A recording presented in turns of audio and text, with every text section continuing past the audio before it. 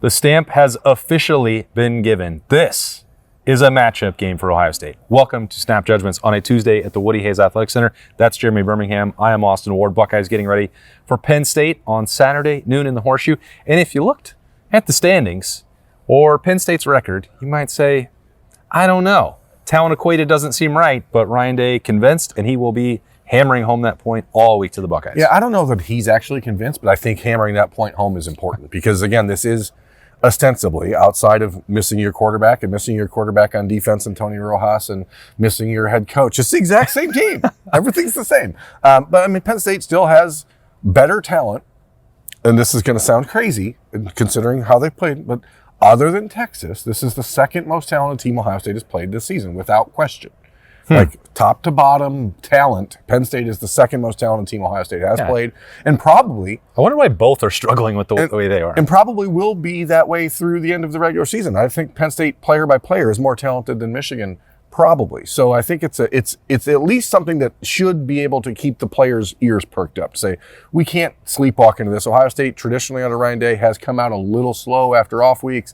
You hope that by reminding them and basically exhorting the crowd to show up and be super loud on Saturday, like that's Ryan Day saying we need juice early in that game, because if you go into this thinking that Penn State is the team that is playing like their record, I think you can get yourself into a like bit of a slog match you don't really want to be a part of. Yeah, I'm trying to remember, because there have been some, mostly recently. Nebraska comes to mind off of the off week and it being disjointed, but I think after the first off week of this year, it was like I looked, and Ryan Day's average margin of victory coming off of or getting an extra week to prepare was like 25 points per game. So I'm not sure that narrative actually matches up that well. But it feels like it, and that's what matters. Like even the Washington game this year is the same way. I mean, you go into that, you're doing something different. That was obviously a little bit different because it's first road game, travel across the country, all that stuff.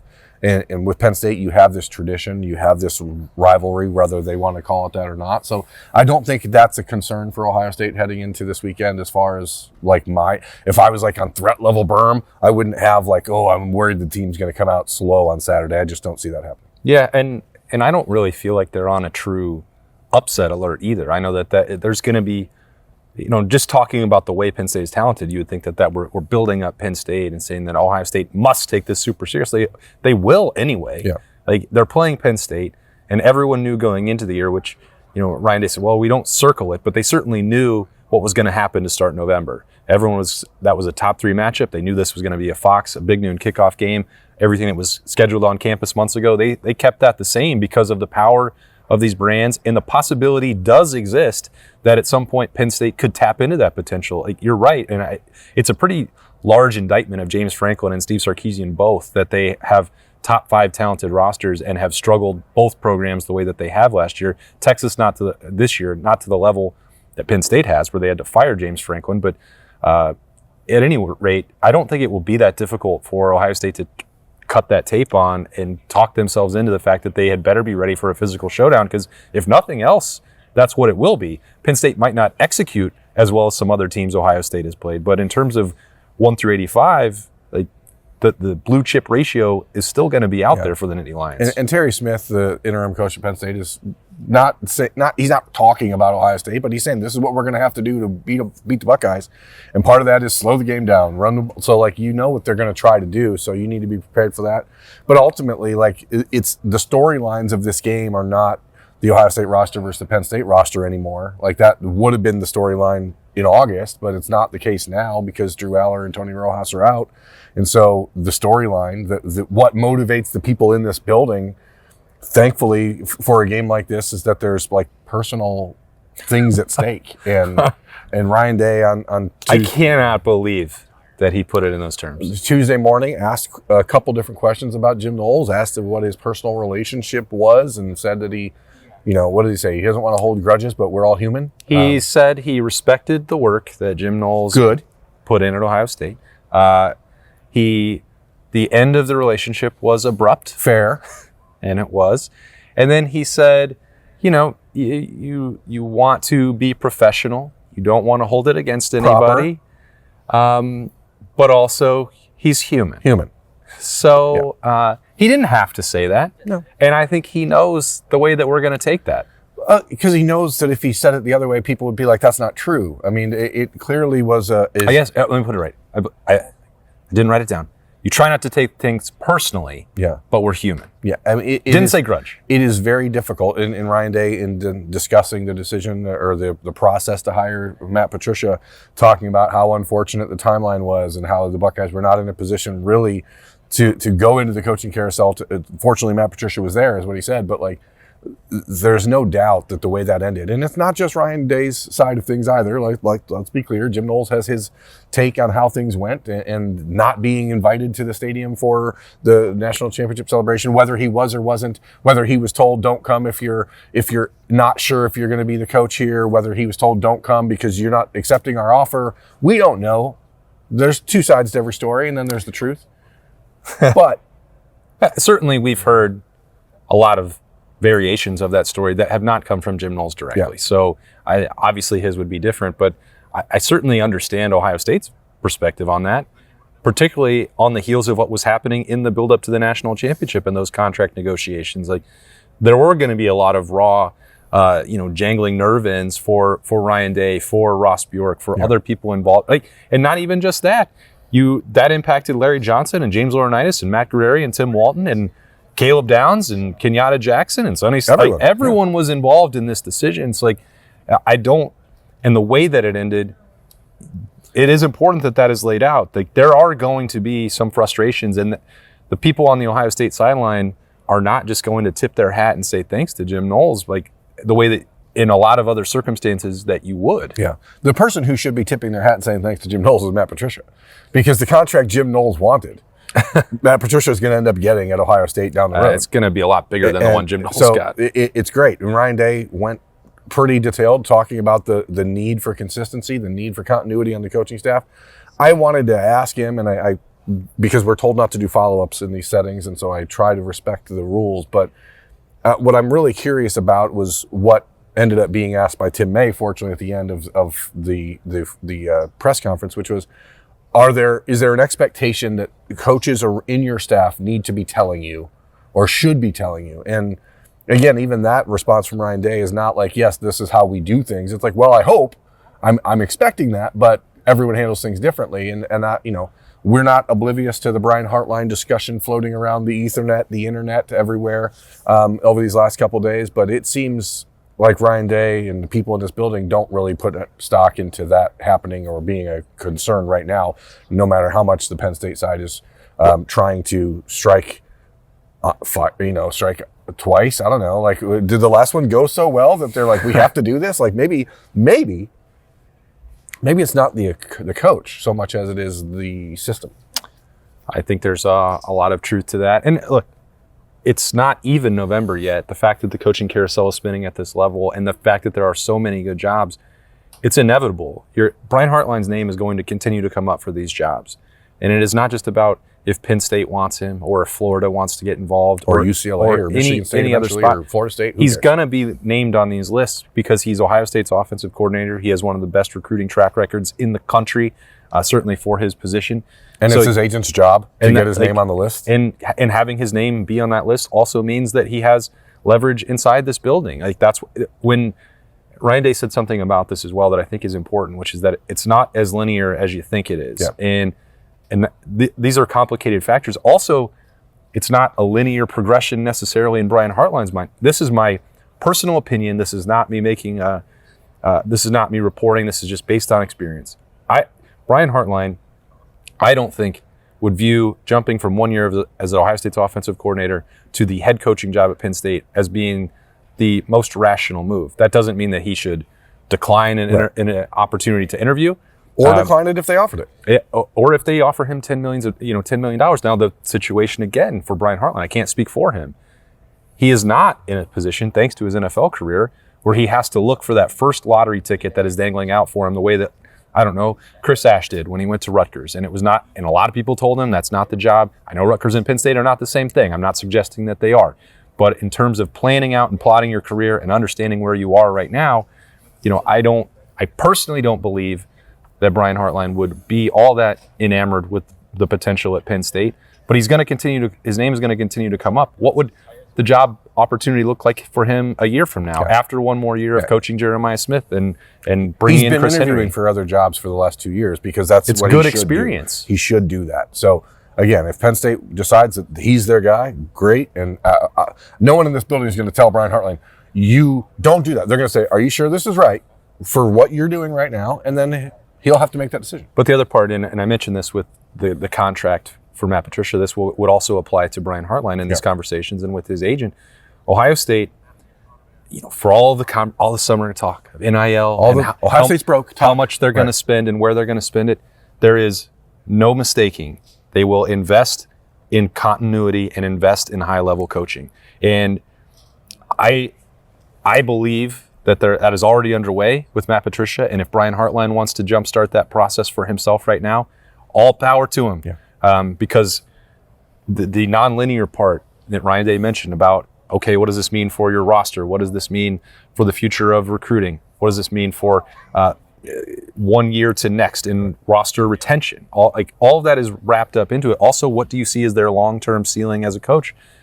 Ryan Day has invested a lot into Brian Hartline, and Brian Hartline, without question, has poured a lot into this building and the one that's right over there. So I think Ross Bjork, Ryan Day, staff investment, they will pay whatever it takes to keep this group together. I strongly believe that. Now, will it be enough? That doesn't mean everyone, but when you're talking about the nucleus, when you're talking about the core four or five, that's the conversation you have to have. And I don't think Ryan Day's insistence on mentioning how important that continuity was today is an accident. And Ross Bjork is in the back of the room. They know these conversations are ongoing. But this episode of Snap Judgments has taken a bit of a turn. We're not talking about the football side of things. Thought it was a matchup game. But I was also intrigued by the line of question about Larry Johnson and how this year has actually reinvigorated him a little bit. And you could almost see a little twinkle in Ryan Day's eye, this is, and it makes you wonder, is this what they wanted for the last 3 years? And maybe the conversation has been shaded the wrong way in the last couple of years about the Jim Knowles, Larry Johnson headbutting, because it seems like Larry Johnson is okay with changes. Multiple fronts, yeah. And sign me up. That seemed to not be the case prior. Now, again, Ryan Day made sure to bring up the fact that they had Jack and JT and Ty, and there's no reason to do all these other things when you have those guys. But he did say it seems like Larry Johnson is reinvigorated, and I'm telling you, it seems that way when we see him. He's got a little more pep in his step and a little juice, and it's probably fun to be 72 years old and learning new things on the job. Yeah, I mean, they're doing great, and I know Larry Johnson specifically always gets a little extra, fire in the belly to get ready for Penn State, given his history there. So I expect another dominant performance from the Silver Bullets. I know I'm not on the boldest P out there. That's not the weakest limb that you could be on. But you look at the area where Penn State has struggled and trying to find the true matchup part. It applies on defense, and to me, not so much on offense. I know you look at the backfield power that Penn State has. You're not going to be able to just go run on Ohio State. So it's going to be, that's where the slog exists in my mind. Yeah. A lot of 3 and outs. Can Jim Knowles create enough new looks to confuse Julian Sayin? I'd personally be surprised to see that too. But that's why the spread is 20.5, because the sum has been less than the parts for Penn State. That's been the case all year, even before they got into the conference season. Yeah, and it is what it is. I mean, again, Penn State's not beating a Power 4 opponent this year. I appreciate Ryan Day saying this is a matchup game. I don't think anyone outside looking in should view it in those terms, but it's going to be a fight, and that's the way it goes. Well, let's talk actual football for a few minutes. Okay. The question that most people have been thinking about, wondering about, heading into the renewed work week after the weekend off for Ohio State is not about Ryan Day's hay experiences or anything like that, his hayfield experiences, but corn maze, hayfield, whatever. It's the Josh Padilla, Tegris Chabola conversation. It seemed to me, and you can tell me if you heard it differently, Ryan Day was talking about the opportunity for Josh Padilla to rotate more, be more involved. One of the things he said, well, he's not perfect. And then he said, we're going to keep working him in as the 6th offensive line. I think my expectation level of Josh Padilla, the starting right guard against Penn State, went from about 80% to 45% with that comment. I think starting, I would be probably lower than 45%. And the way it seems to me is like they're going to keep ramping up until Josh Padilla is ready for that. And maybe Penn State is not the opponent that you want to make that unless you absolutely have to, this is not the time to do it. I think that the leash is getting progressively and increasingly shorter for Tegra Shabola. And this is the most direct that Ryan Day has been about Josh Padilla and the sixth guy, because throughout the rest of this year, it's been, well, we have 7, 8 guys and you have a primary position and a secondary position. Yep. There can be no question after 7 games where the 6th offensive lineman would go play for Ohio State. So I think we're probably heading towards a situation where Ohio State is shortening the margin between the reps, that maybe we're looking at a true or a 50-50 rotation or plan early in the game, and then whoever thrives in that is going to play more of the second half. Because every time we've seen this, not every time, most times we've seen this where Tegra has been pulled, it's been 1 or 2 drives, and then he goes back in there. I don't know that would necessarily be the case again if Tegra starts, which I agree. I think he's more likely than not to start on Saturday. But then if Josh Padilla comes out and those 2 drives are zipping down the field and the run game is clicking and or whatever else, maybe then you don't go back to the other option. Yeah, I mean, I just want to see some Bison package. I think you can put Tegra Shabola out there as a third tackle, and instead of running 4 tight ends, I think there's ways you can get creative to get these guys. Put Josh at guard. Tegra has played outside. There's things you can do if you really were. If the goal is to just tinker to find the best possible way to do new things. If you're having trouble in the red zone running the ball, and part of it's because, and Ryan Day talked about the run game when you asked him about it. He said it's the quarterback, it's the wide receivers, it's the tight ends. So in my opinion, maybe we have less 14 personnel and let's try to throw in a third tackle. Let's do something different. But I tend to agree more and more that if you're going to make a wholesale change at guard, it maybe makes more sense to start that at Purdue instead of at home against Penn State, where the one part of their defense that they still have some real dudes is that defensive line. With Danny Denai-Sutton and those guys. So maybe that's the better play. Yeah. We'll see how they manage that. Also, certainly looks like you can plug Lorenzo Styles Jr. back into the starting lineup. Ryan Day referenced that. He was not asked directly for an update. I know that Lorenzo, or everyone knows at this point, that it was an emergency situation. He did dress at Wisconsin, but they were not going to play him unless they absolutely had to, and they did not. They got that shutout without him. I know that Devin Sanchez has played well at corner, but Ryan Day, again, no accidents, and we pay attention to everything that's said on snap judgments. Having Lorenzo Styles next to Jermaine Matthews, not a coincidence that he would name those two. That makes them better. Makes the defense better. So I think you can count on seeing Lorenzo back out there on Saturday. As much as he can go. So, I mean, we'll find out. He's had a month now. Yeah. I think that, I don't know. I'm not a doctor. Yeah, I'm not a doctor. I just know that shoulders can be tricky if one hit and all of a sudden you actually are an expert on shoulder injuries. I've had them, but one hit can change the way you feel for the entire week. So I think that's just something to watch. Is there anything else that Ryan Day talked about at his press conference on Tuesday? We're obviously going to talk a lot more about the football side of things on the Wednesday morning edition of The Beat, but what else did you hear or think in that presser that was like, cool? Cool. It's hard for me just to get over the Jim Knowles conversation, to be honest. I mean, I know that's... Yeah, I really didn't want to spend too much time focusing on the Jim Knowles discussion this week because I don't think it's relevant to the game plan. But the more I think about it, the more I think it's relevant to the emotion behind this game. And Ohio State has bit its tongue. And I think this is the week where you can just bite your tongue off. Or someone else's. Someone else's? Just go straight into tongue biting mode. Huh. Well, that would be an interesting because here's the thing. Photo if you allow yourself to lose this game, that Jim Knowles is going to talk after that game is going to be wild. Yeah.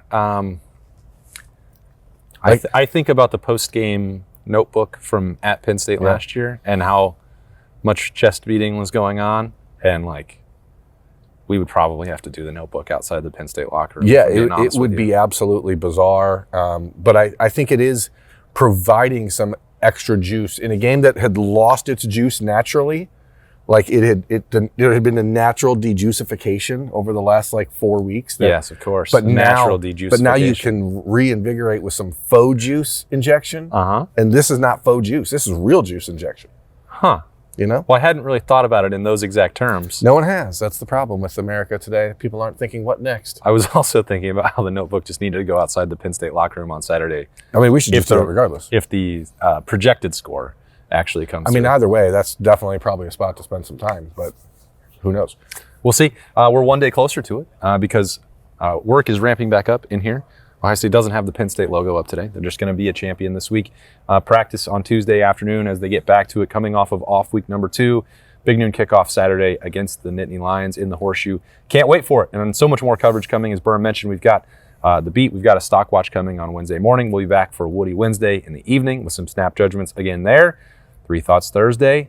3 Things Thursday. I don't even consistently. Three items. They're just 3. Which just 3. Also, it's generally more than 3. So who knows? And then the entire shtick is falling apart because don't worry about that. And then, of course, bold predictions for that matchup. Big recruiting weekend coming up. We'll have talking stuff on Thursday. Lots of discussion. This is a big one. Yeah. It's a big one regardless. It's a matchup. Yeah, it's a matchup game, whether you like it or not. So stay with us all week long on the Austin and Berm Show, 97.1 The Fan, 10 TV, 10 TV Plus, Apple, Spotify, Roku. Are there others? I don't know. But If you can find our content, we appreciate you watching and listening. He is Jeremy Birmingham. I'm Austin Ward. We'll talk to you tomorrow.